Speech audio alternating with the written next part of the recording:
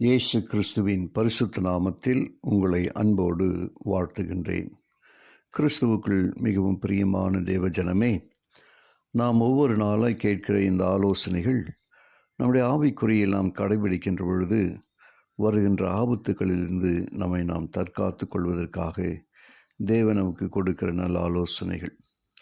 ஆவியின் ஆளுகைக்கு முழுமையாக உட்படாத ஒவ்வொரு மனதையும் சாத்தான் ஆண்டு கொள்ளுகின்றான். ஒரு சிலரே முழு இருதயத்தோடும் முழு ஆத்மாவோடும் நரகம் ஒன்றுக்கு நாம் தப்பி ஓடவும் பரலோகத்தை பெற வேண்டும் என்று நம்புகின்றனர்.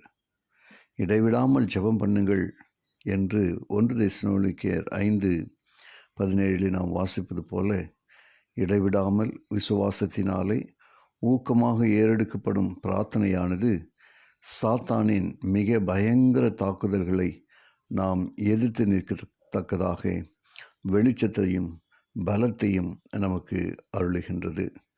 கிறிஸ்துவுக்குள் பிரியமானவர்களை, மனதை ஒருமைப்படுத்தி மிகுந்த ஊக்கமுடனே ஜெபிக்கின்ற ஆவியால் நாம் நிரப்பப்பட வேண்டும். தெய்வ மக்களை எழுப்புதல். லவோதிக்கேயருக்கு தேவன் அளித்த தூதில் அடங்கிய ஆலோசனைகளை சற்று நாம் கவனிப்போமாக. உண்மையுள்ள சாட்சியின் ஆலோசனைக்கு நீங்கள் செவி கொடுத்து, நெருப்பிலே புடமிடப்பட்ட பொன்னையும் வெண்வஸ்திரம் களிக்கத்தை தேடுவீர்களா? பொன் விசுவாசத்தையும் அன்பையும் குறிக்கின்றது. வெண்வஸ்திரம் கிறிஸ்துவானவரின் நீதியை குறிக்கின்றது. களிக்கமானது ஆவிக்குரிய பகுத்தறிவை அளித்து சாத்தானின் தந்திரங்களை நீங்கள் கண்டறிந்து தப்பி ஓடவும், பாவத்தை அறிந்து அதை அருவருக்கவும், சத்தியத்தை அறிந்த அதற்கு கீழ்ப்படியவும் உங்களுக்கு துணை புரிகின்றது.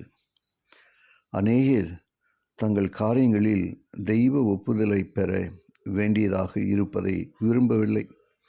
புத்தியில்லாத கன்னிகைகளுக்கு அளிக்கப்பட்ட பெயர் பரிசுத்த ஆவியினாலே இருதயத்தில் கிரியை நடப்பிக்கிற பிராதவர் சுபாவத்தை காட்டுவதாக இருக்கின்றது. கிறிஸ்து வருவதால் புத்தியில்லாத கன்னிகைகள் புத்தி உள்ளவர்களாவதில்லை. புத்தியில்லாத கன்னிகைகளினால் குறிக்கப்பெறுகின்ற சபையின் நிலைமை லவோதிக்கேயரின் நிலைமையும் குறிப்பதாக இருக்கிறது. அன்புக்குரிய தேவ பிள்ளைகளை, நாம் எவ்வளவு ஜாக்கிரதையாய் காணப்பட வேண்டும் என்பது இந்த எச்சரிப்பு நமக்கு சுட்டி காட்டுகிறது.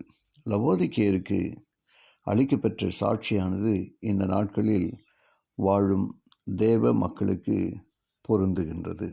இதன் நோக்கம் தேவ மக்கள் எழுப்புதல் அடைய செய்து அவர்களின் பின் வாங்குதல்களை அவர்களுக்கு காண்பித்து வைராக்கியமுடனே அவர்களை மனம் திரும்பச் செய்து ஏக கிறிஸ்துவின் சமூகம் அவர்களோடு இருக்கவும், 3ஆம் தூதனின் பலத்த சத்தத்தை கேட்டு அதன்படியே செய்வதற்கு அவர்களை ஏற்றவர்களாக்குமாறு செய்கின்றது. ஆக தேவனுடைய வேத வசனத்தின் அடிப்படையில் நாம் நம்மை புதுப்பித்துக் கொள்ள ஒவ்வொரு நாளும் அவருடைய சமூகத்தில் நம்மை அர்ப்பணம் செய்வோமா? ஜெபிப்போம். கிருபையுள்ள நல்ல பிதாவே, உமக்கு நன்றி சொல்கிறோம். இதோ நீர் எங்களுக்கு கொடுக்கிற ஒவ்வொரு எச்சரிப்பின் வார்த்தைகளுக்காக ஸ்தோத்திரம். நாங்கள் பொறுமையாய் நிதானமாய் உமக்குள் எங்களை பூரணமாய் சமர்ப்பித்து உமக்கென்று வாழ்ந்திருக்க எங்களுக்கு பலனை தாரும்.